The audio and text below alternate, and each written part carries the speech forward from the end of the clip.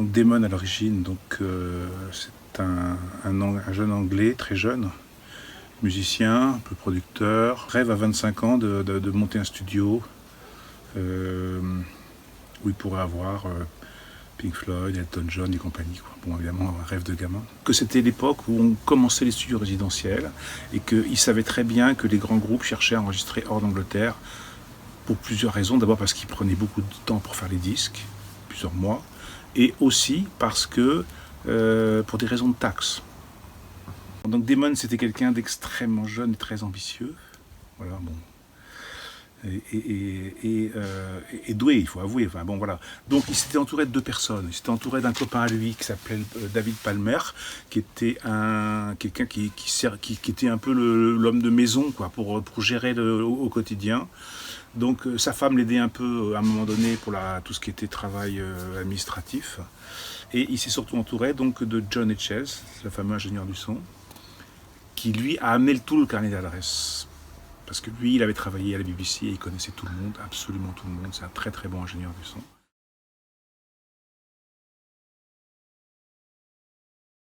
Moi, j'étais là au moment de la construction du studio. Voilà, donc j'ai vu le studio se construire avec les ouvriers américains. C'est des Américains qui construisent. Hein. C'est des studios indestructibles quasiment. Et bon, voilà, à l'époque, il y avait énormément de traitements. Il y avait peut-être 3 mètres de traitement au plafond, de 1 à 2 mètres de traitement sur les murs. Enfin, je veux dire, l'espace, une grande salle se transforme en une salle qui paraît assez petite. Il faut comprendre qu'à cette époque, tout était analogique. Donc nous, on a vu le démarrage du digital à Super Bear dès le début, puisque le premier client qui est arrivé à Super Bear, David Gilmour, d'accord, il est arrivé avec le premier délai digital, Lexicon, Sisu, voilà, le truc. Voilà, il y en avait 4. C'était un studio anglais qui était situé au-dessus de Nice, mais c'était.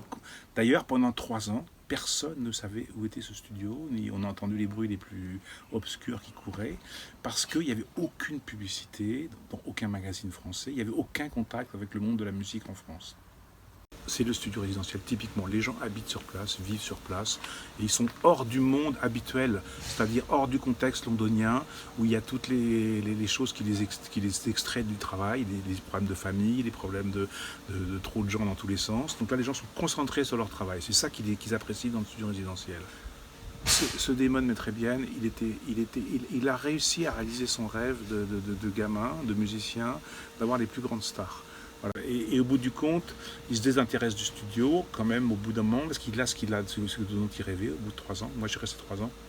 Voilà. Au bout de 3 ans, il se désintéresse un peu du studio, quoi. Il commence à en avoir. Il a déjà eu ce qu'il voulait, quoi. Donc le studio a été opérationnel jusque vers 80, je ne saurais pas dire de bêtises, je n'étais plus là après, je crois, 83 ou 84.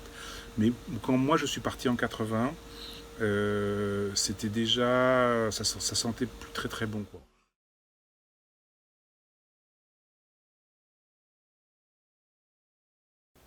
Et moi, j'ai eu la chance de me retrouver dans cette aventure parce que j'ai appris mon métier, je suis moitié anglais, de mère anglaise, et j'ai appris mon métier à Londres. Voilà, et donc j'avais pas énormément d'expérience, mais ce qui m'a en fait peut-être permis d'avoir le boulot, c'est que j'étais le seul à moitié français, déjà une chose. Et autre chose, c'est que à l'époque, c'est toujours un peu comme ça, moi j'ai commencé mon métier d'ingénieur du son en étant aussi technicien de maintenance, électronicien. Et donc le fait que je puisse être capable de réparer le matériel, l'entretenir et aussi l'utiliser, c'était quelque chose qui était assez rare parce que souvent c'était assez cloisonné dans les studios anglais. Les gros studios avaient un gros service de maintenance. Le premier client, c'était David Gilmour pour son album solo. C'est quelqu'un qui sait exactement ce qu'il veut et ce qu'il veut pas, quoi. Il est d'un perfectionnisme insensé et je veux dire, il n'y a pas d'erreur, quoi. Il va direct, quoi. Mais c'est un bosseur infatigable, quoi, aussi. C'est ça la particularité que je pourrais dire la plus fascinante pour moi de mes expériences de Super BR, c'est de me retrouver avec des très grands noms anglais, des très grands musiciens, des très grands producteurs, des très grands ingénieurs du son. Voilà. Et que ces gens sont presque tous des millionnaires et que ce sont des gens qui travaillent, je n'exagère pas, entre 12h et 18h tous les jours. Tous les jours. Donc on a un peu la vision des années 70, sexe, drogue and rock'n'roll, voilà, de glandeur, ainsi de suite. On voyait les gens en concert, on dit ouais c'est bien, ça dure 1 heure, Mais pour faire ce qu'ils ont fait, ce sont des gens qui sont des travailleurs infatigables, des passionnés. Absolument, c'est incroyable, quoi, le temps, l'énergie qui est mise pour faire des disques. C'est absolument sidérant, quoi. Un groupe comme Queen, par exemple, ils ont toujours été encore plus innovants que tout le monde pour essayer d'avoir un gros son. Donc on entend une guitare, c'est pas une guitare, c'est 16 guitares qui sont doublées, harmonisées. Enfin, je veux dire, tout, les coupures de bande, toutes les idées. Il faut bien imaginer qu'on était encore à l'ère de l'analogique. Donc il n'y avait pas de trafic. Tout était joué. On ne pouvait pas modifier une note, faire un copier-coller. Tout était enregistré, quoi. Voilà. Donc on n'imagine pas maintenant, avec les méthodes de production actuelles, le travail que ça représente, quoi.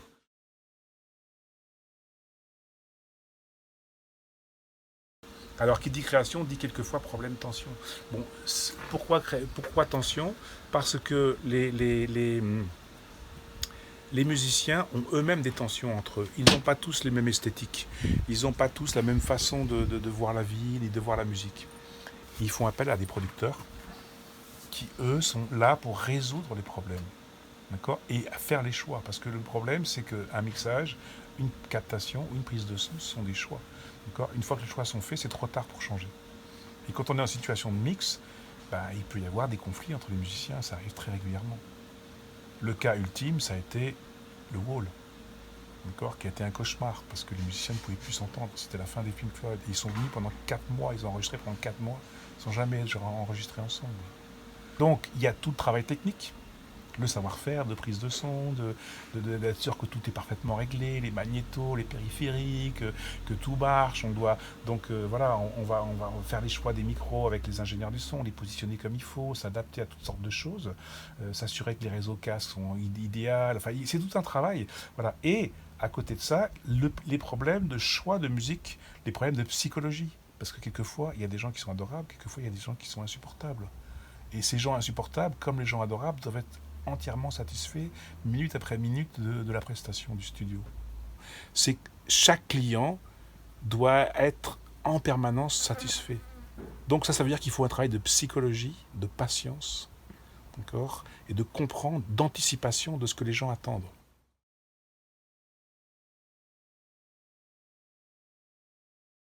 Alors l'album qui m'a énormément marqué, oui, c'est l'album de Kate Bush.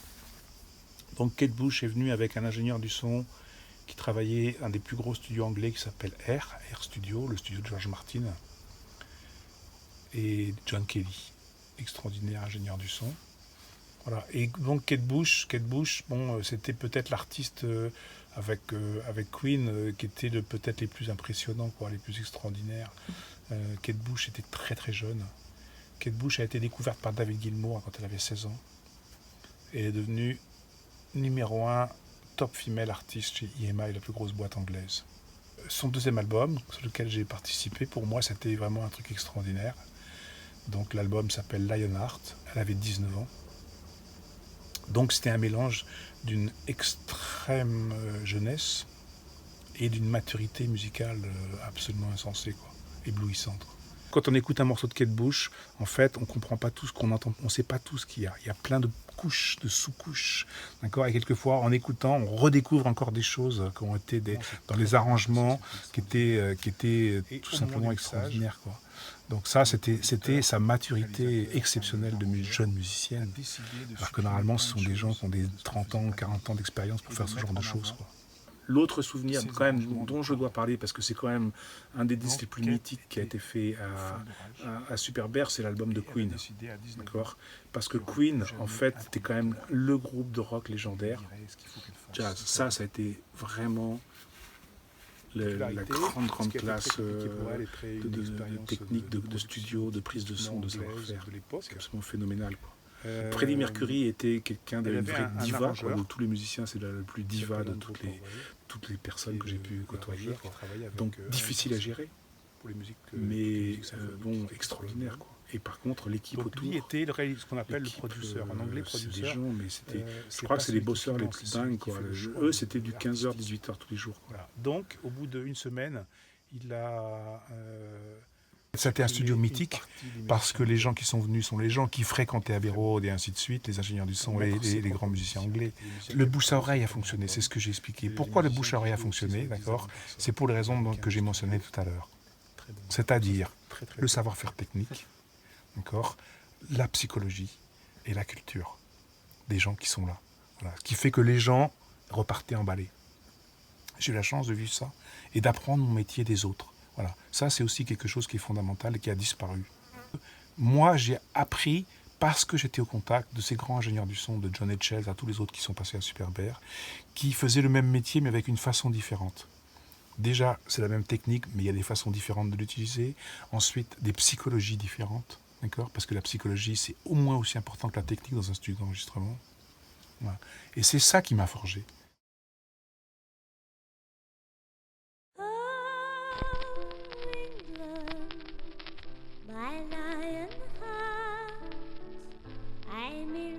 Garden fading fast in your arms. The soldiers so